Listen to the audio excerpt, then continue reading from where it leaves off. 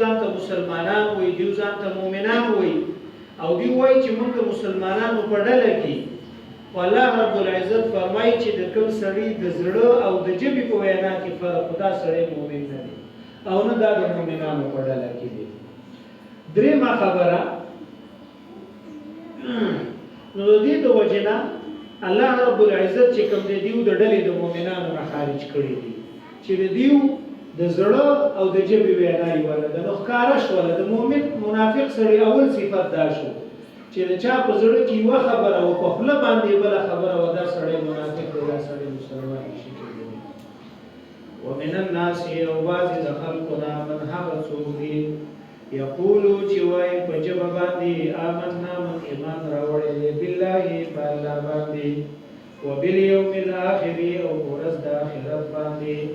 وما هم بمؤمنین او نه دي دا ایمان راوړونکي د زړه نه. الله رب العزت فرمایي دیو چې دا کومه